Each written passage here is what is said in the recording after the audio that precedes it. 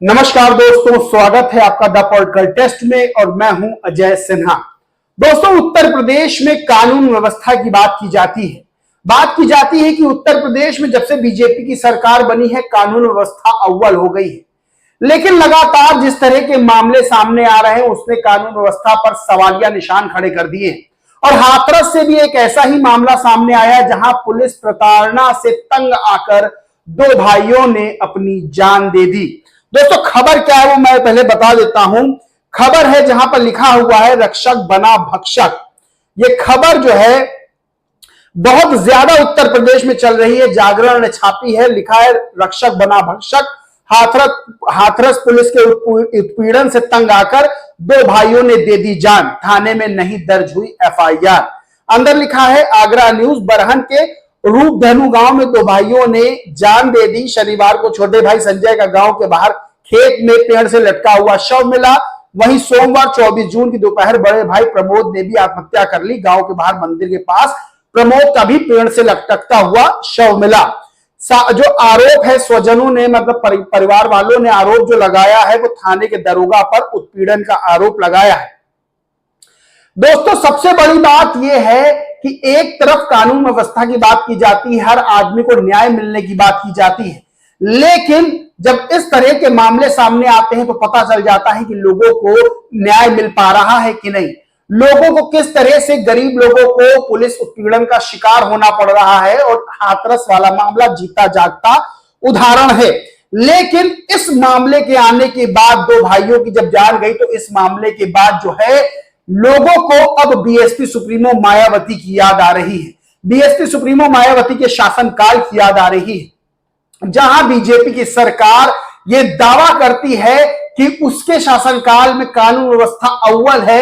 लेकिन लोग अब ये मांग कर रहे हैं, ये याद कर रहे हैं कि बीएसपी सुप्रीमो मायावती के शासनकाल के दौरान किस तरह की जबरदस्त कानून व्यवस्था थी। जब ऊपर से नीचे तक कोई घटना हो जाती तो ऊपर से नीचे तक जो अमला होता था पुलिस का, वहां पर जो है कैसी सख्त कार्रवाई की जाती थी। पहले बता दें, इस मामले को लेकर सचिन गुप्ता ने लिखा कि पेड़ पर लटकी ये लाश प्रमोद की है। यूपी की हाथरस जिला पुलिस के टॉर्चर से त्रस्त होकर इसने कल आगरा में जान दे दी। सुसाइड नोट में प्रमोद ने लिखा, मैंने पुलिस से पंगा लेने की भूल की, कोई पुलिस के खिलाफ नहीं बोलना, बहुत परेशान करते हैं, जय माता दी, जय श्री राम। इससे 2 दिन पहले प्रमोद के भाई संजय सिंह ने भी फांसी लगाकर जान दी थी। 3 दिन में दोनों भाई इस दुनिया से चले गए। दरअसल दोनों भाइयों का रिश्तेदार एक युवती को भगा के ले गया था। इसके बाद से हाथरस पुलिस परेशान कर रही थी। वहीं जो आरोप जो लगा है वो ये है कि 2 दिन हवालात में रखने के बाद 11 जून को पुलिस ने शांति भंग की कार्रवाई करके छोड़ दिया। इसके बाद 13 जून को पुलिस संजय के भाई प्रमोद और भतीजे भी पकड़ कर ले गई। आरोप है कि 10,000 पुलिस ने, जो दैनिक जागरण खबर है उसके अनुसार, कि 10,000 रुपए लेकर पुलिस ने छोड़ दिया। इसके बाद दरोगा हरि ओम 90,000 रुपए लेने का दबाव बना रहे थे। 14 जून को संजय ने बैंक से रकम निकाली। सादाबाद के जैतई के पास दरोगा कोई रकम दी, 40,000 रुपए और देने का दरोगा ने दबाव बनाया। इससे तंग होकर संजय ने जान दे दी।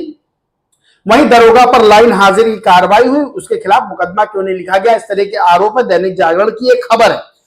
अब दोस्तों, ये जब मामला सामने आया तो अब लोग मांग कर रहे हैं कि बीएसपी सुप्रीमो मायावती के शासनकाल में किस तरह से, जब इस तरह के मामले सामने आते तो सिपाही दरोगा पे नहीं बल्कि ऊपर तक, यानी टॉप ऑर्डर तक किस तरह की कार्रवाई की जाती थी। दोस्तों, ममता त्रिपाठी ट्विटर यूजर हैं, वो लिखती हैं इस पूरे मामले को लेकर। एक तो सचिन गुप्ता के ट्वीट को रिट्वीट करके लिखती हैं कि हाथरस जिला तो इतिहास लिख रहा है। अभी मायावती अगर मुख्यमंत्री होती तो कप्तान से लेकर दरोगा तक सस्पेंड हो चुके होते। वहीं इन्होंने एक स्वतंत्र पोस्ट ट्विटर पर लिखी और लिखा कि मलिहाबाद लखनऊ में 18 जुलाई 2002 को डकैती होती है। पुलिस को 12 घंटे बाद जानकारी मिलती है। पहले एसएम का जमाना नहीं था। तत्कालीन मुख्यमंत्री मायावती कानून व्यवस्था की बैठक बुलाती हैं। डीजीपी आरके पंडित को हटाने के साथ लखनऊ के पुलिस कप्तान बीबी बख्शी को सस्पेंड करती हैं। जिले के सारे पुलिस अफसरों को ताश के पत्तों की तरह फेंट देती हैं। पूरे प्रदेश में हड़कंप मच जाता है। सभी विक्टर, टाइगर, चार्ली अपने जिले में मुस्तैद हो जाते हैं। आज सड़क पर सरकारी गवाह मार दिया जाता है। पुलिस अभिरक्षा में 2 माफिया को छर्रे टाइप लौंडे मार देते हैं, इन सबके ऊपर कोर्ट में गोली मार दी जाती है, मगर कार्रवाई के नाम पर 6 सिपाही सस्पेंड होते हैं। बड़े अफसरों का सस्पेंशन तो दूर, तबादला तक नहीं कर पा रहे हैं। हाथरस जिले में अपराध का ग्राफ लगातार बढ़ता जा रहा है। तब समीक्षा बैठकों का नतीजा आता था, कोरी बकवास नहीं होती थी, सख्त लापरवाही बर्दाश्त सख्त जो लापरवाही थी बर्दाश्त नहीं होगी, सारे अफसर मौज में हैं। इस वक्त तस्वीर हाथरस से आई है, यानी अब लोग जो है बीएसपी सुप्रीमो मायावती के शासनकाल को याद कर रहे हैं, और उनके शासनकाल में जो कानून व्यवस्था थी, यानी कोई घटना बड़ी हो जाती थी तो डीजीपी को हटा दिया जाता था, पुलिस कप्तान जो राजधानी लखनऊ के पुलिस कप्तान होते थे उनको सस्पेंड कर दिया जाता था। बीएसपी सुप्रीमो मायावती निर्णय लेने में बहुत तेजी से कदम उठाती थी, और जब वो निर्णय लेती थी तो अफसरशाही के टांगे कांप जाती थी, यानी अफसर जो है बीएसपी सुप्रीमो मायावती के आगे थर-थर जो है हो जाते थे किसी भी गलती पे।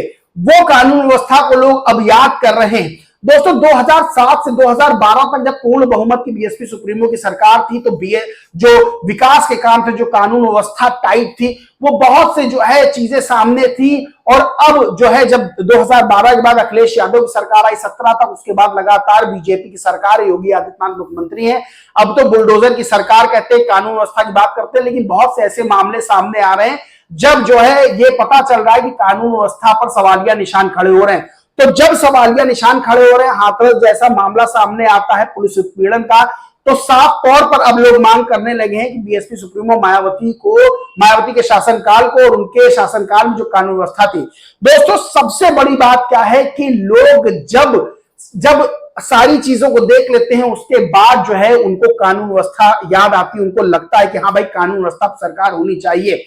और उत्तर प्रदेश में हाल फिलहाल बीजेपी की और सपा की सरकारों को देख चुके हैं, तो अब वही शासनकाल लोगों को याद आ रहा है जब बीएसपी सुप्रीमो मायावती सख्त मुख्यमंत्री के तौर पर जानी जाती थी। और आज भी जब पूछ लेता है कोई कि सबसे बेहतर जो है मुख्यमंत्री का काल कानून व्यवस्था के मामले में किसका था, तो चाहे वो बीजेपी का समर्थक हो, चाहे वो समाजवादी पार्टी का समर्थक हो, चाहे वो कांग्रेस का समर्थक हो, चाहे वो बीएसपी के समर्थक हो, सब एक बार में एक आवाज में कहते हैं कि शासनकाल अगर बेहतर था कानून व्यवस्था के मामले में तो बीएसपी सुप्रीमो मायावती का शासनकाल बेहतर था। ये वरिष्ठ पत्रकार से लेकर राजनीतिक विश्लेषक और जो जानकार हैं और जो आम जनता है वो ये बात अच्छे से जानती है। दोस्तों उत्तर प्रदेश में 2027 में विधानसभा चुनाव है और ये बात साफ होती जा रही है कि बीएसपी सुप्रीमो मायावती की अब जरूरत उत्तर प्रदेश में लोगों को कानून व्यवस्था के मामले में महसूस होने लगी।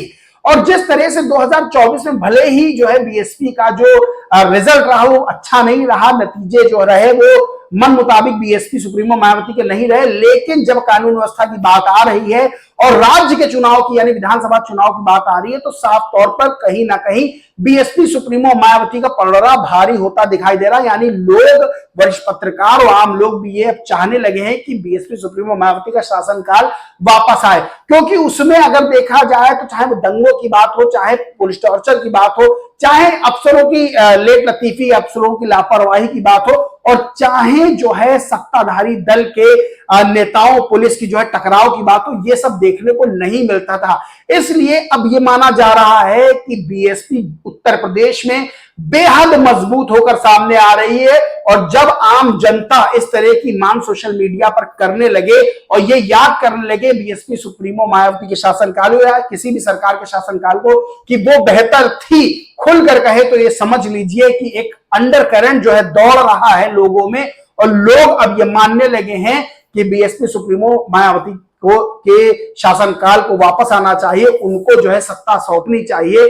तो 2027 में कानून व्यवस्था के मामले में बीएसपी बहुत बेहतर करने वाली है और उसका नतीजा है कि लोग अब जो है मांग करने लगे हैं। और दोस्तों हाल फिलहाल जिस तरह से वीडियो भी कई वायरल हो रहे हैं कि किस तरह से बीजेपी नेताओं और पुलिस कर्मियों के बीच जो है मनमुटाव देखने को मिल रहा है, चाहे वो जो है कानपुर का मामला हो, चाहे वो लखनऊ का मामला हो, तो कई बार जो है कई वीडियो ऐसे आए जहां पर बीजेपी और पुलिस कर्मियों के बीच चेकिंग के दौरान भी जो है बहसबाजी देखने को मिल रही है। तो बीएसपी का शासनकाल मुझे याद है कि इस तरह की बहसबाजी, इस तरह की चीजें नहीं होती थी, क्योंकि जहां बीएसपी सुप्रीमो मायावती अफसरों पर बड़ी लगाम लगा के रखती थी, यानी अफसरों के लापरवाही पर बड़ी सख्त कदम उठाती थी, वहीं वो अपने पदाधिकारियों, अपने कार्यकर्ताओं के लिए भी बड़ी सख्त जो है कार्रवाई करती थी लापरवाही पे। और हाल फिलहाल देखा गया था कि आकाश आनंद जो उनके भतीजे नेशनल कोऑर्डिनेटर, उनके उत्तराधिकारी थे, वो जो है जब उनका बयान बीएसपी सुप्रीमो मायावती को पसंद नहीं आया तो उन्होंने वही कार्रवाई की जो एक आम कार्यकर्ता एक पदाधिकारी के लिए करती, सीधे पद से हटा दिया था।